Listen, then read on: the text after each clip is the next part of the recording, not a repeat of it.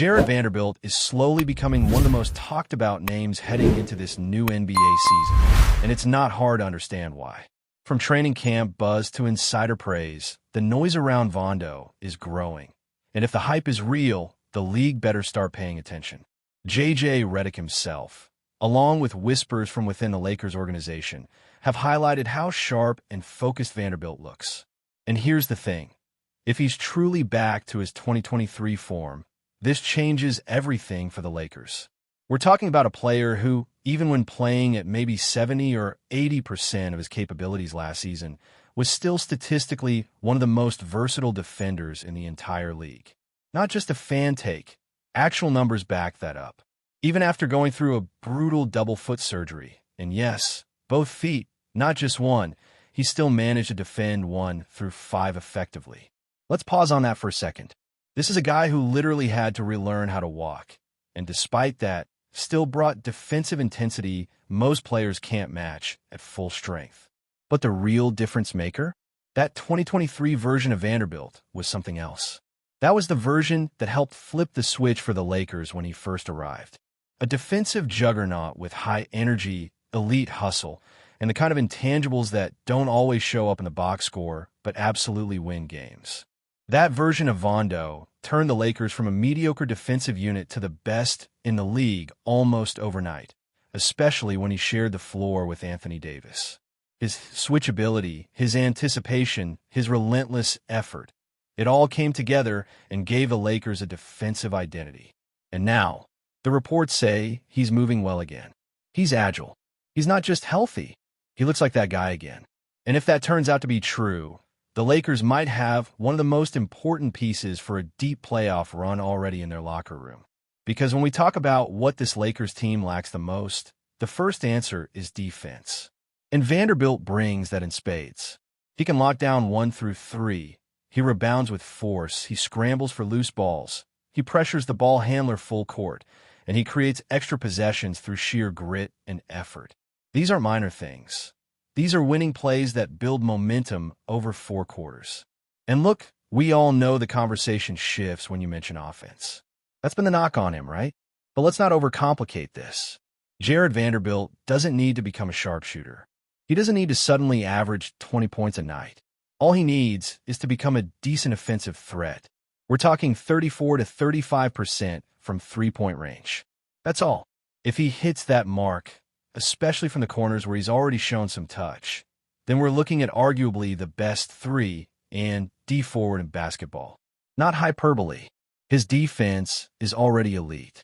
If you add just a league average shot to that, you're dealing with a complete player. And this season, for the first time since joining the Lakers, he's had a full, healthy offseason to work on that shot. No recovery, no rehab, just pure focus on improvement. And by all accounts, the shot looks smoother. There's less of that hitch in his release. He looks confident stepping into those corner threes and knocking them down. People always say, we hear this every year, but that's not actually true. Not with Vanderbilt. He got traded to the Lakers, played hard, and then immediately dealt with injuries and surgery. This is the first time he's really had a proper runway to improve offensively in the offseason. And let's remember, before that injury, he had already shown flashes. There was that game where he went 2 for 5 from beyond the arc, 40%, and the fan base erupted. It felt like a breakthrough. Then the injury happened. Then came the long road back. But now, there's hope again. If that shooting can hold, if he can hit 1 or 2 threes a game and keep defenses honest, everything opens up. Now, sure, we have to talk about the playoffs because, yes, we did see him get played off the floor at times due to his offensive limitations. But even that deserves more context. The reason it became such a problem wasn't just about Vanderbilt. It was also because of how the Lakers were built around LeBron James and Anthony Davis. Those two need space in the paint to operate. They want to attack inside, collapse the defense, and finish around the rim. And when teams would sag off Vanderbilt, it clogged up everything. It made life harder for both LeBron and AD. But here's where things get interesting. Insert Luka Doncic into the equation, and suddenly, those offensive limitations don't look quite as damaging. Luka plays a completely different game. He's not trying to bully his way to the rim possession after possession. He lives in the mid-range. He thrives on dribble penetration, creating chaos, and picking apart defenses whether they collapse or not. If you leave a non-shooter like Vanderbilt open, Luka isn't bothered. He'll still get to his spot and shoot over the top, or he'll draw attention and find the open man with a laser bounce pass. He's surgical with it. That dynamic completely changes the calculus for someone like Vanderbilt. He doesn't have to be a stretch four. He just has to be competent enough to make the defense think twice. And with Luka commanding so much attention, Vanderbilt will get better looks, easier finishes, and more chances to shine off ball. Plus, he'll be a lob threat again, cutting from the wing, crashing the offensive boards, finishing through contact. The pressure isn't on him to create, but rather to convert, and that's a much more manageable role. And let's not forget how young he still is. Vanderbilt is only 26. He won't turn 27 until deep into this season, right around playoff time. He's still got room to grow, both physically and mentally. If he can consistently hit around 34% from deep this year, then maybe by next season he's creeping up toward 37. That's a realistic progression, and again, he doesn't need to become an elite sniper. He just needs to punish teams when they leave him alone. That's it. And defensively, that guy's already there. He's proven. He's relentless. He's not afraid of matchups. He wants the toughest assignments. He thrives in transition. He's always in the right place, and his effort is contagious. When Vanderbilt is locked in, he sets a tone. And let's be honest, the Lakers could use more of that. Because even though they've got names and stars and high-level talent, they still lack that consistent defensive identity, and Vanderbilt brings that every night. Last season, the Lakers' best five-man unit statistically included Vanderbilt. D'Angelo Russell, Austin Reeves, Jared Vanderbilt, LeBron James, and Anthony Davis. That lineup was their most effective. But for some reason, Darvin Ham barely went to it. Whether it was due to injury concerns or rotations, that unit didn't get enough burn. But the numbers don't lie. When Vanderbilt is healthy and on the floor with those guys, the Lakers are a different team. So now the question becomes, will they commit to him again? If he's truly back to form, he has to start. He has to be on the court closing games. His impact is too great. His defensive ceiling too high. And if he's even a little better offensively, again, not great, just respectable, then he becomes one of the most valuable role players in the entire league. This is the kind of player who tilts matchups. The kind of player you can't leave out there if you're the opposing coach, but you also can't ignore when he's on the floor. Because he'll find a way to impact the game. He always does. What really takes this Jared Vanderbilt conversation to the next level is how much more flexible he makes the Lakers. Not just in regular season matchups, but especially when we start thinking about postseason series. You look across the Western Conference, and it's stacked with elite wings and scoring guards. Every contender has multiple players who can go off for 30 on any given night. That's where Vanderbilt becomes a necessity, not a luxury.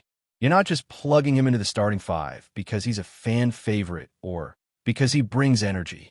You're starting him because he's one of the only guys in the league who can defend multiple elite scorers for an entire game and still have gas left in the tank in the fourth quarter. And the scary part for opponents? He's doing all this while still refining his offensive skill set. Think about that. His floor as a player is already high, and if his offense just catches up to even league average standards, he's not just a starter. He's a core piece. He becomes part of the identity of this Lakers team. A blueprint guy, someone you build around, not just someone you plug in. And what's even better is that his strengths don't take away from anyone else on the roster. He doesn't need the ball in his hands. He doesn't stop the offense. He doesn't hijack possessions. He plays within the flow. And in today's NBA, that's more valuable than people realize. Now let's really think about fit here. Picture him sharing the court with Luka Doncic again. Luka lives for high IQ role players who just do their job.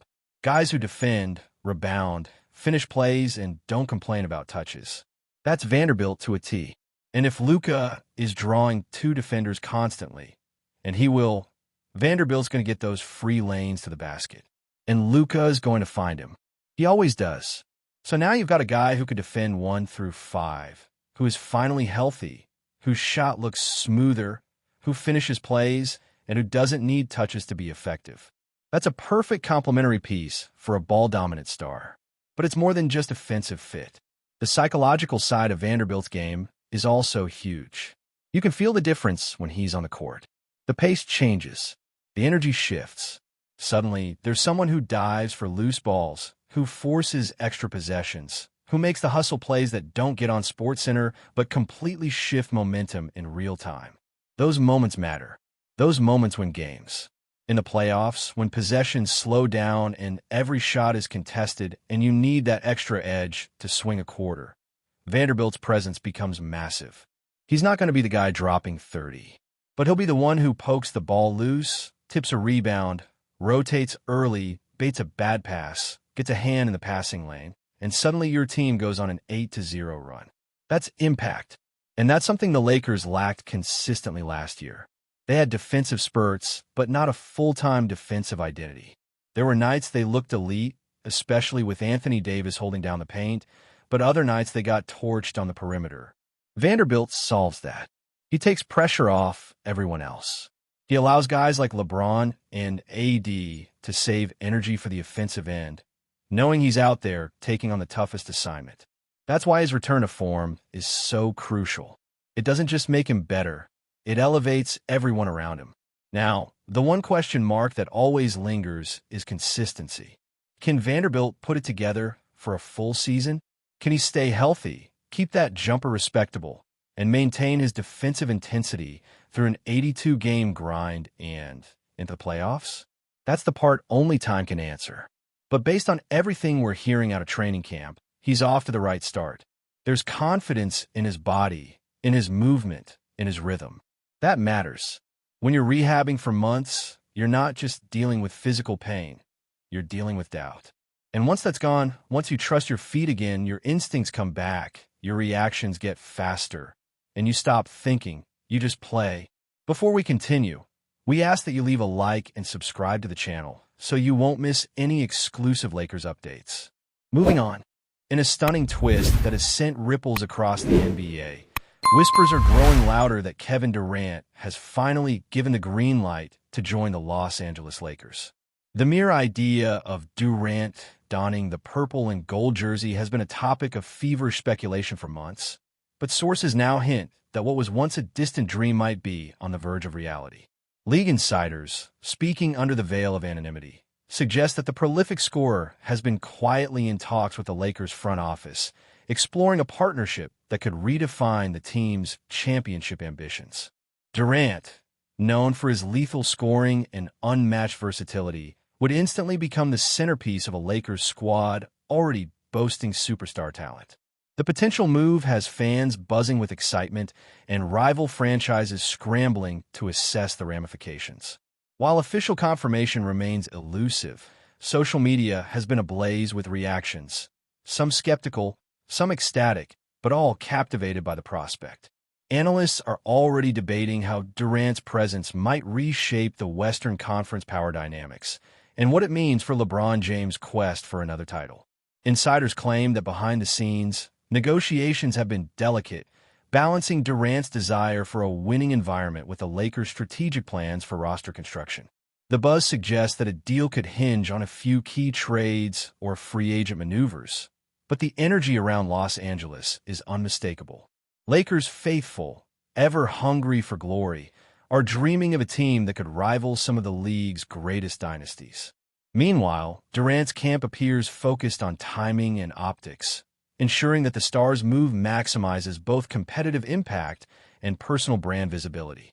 As the rumor mill spins, one thing is certain. The NBA world is holding its breath. A Durant-Lakers union would not only electrify the league, but also shift the balance of power in ways that could reverberate for years. Whether this is the start of a blockbuster deal or just another tantalizing rumor, fans, pundits, and even players are glued to every whisper, every hint, every carefully chosen word. For now, Los Angeles is the epicenter of speculation, and the possibility of witnessing one of basketball's most dynamic talents in purple and gold feels both thrilling and inevitable. Stay informed exclusively about Los Angeles Lakers news. Subscribe to our channel and hit the like button to keep receiving daily updates. Also, share your opinion on the news in the comments, as your contribution is crucial for the Lakers. Stay tuned for the next video.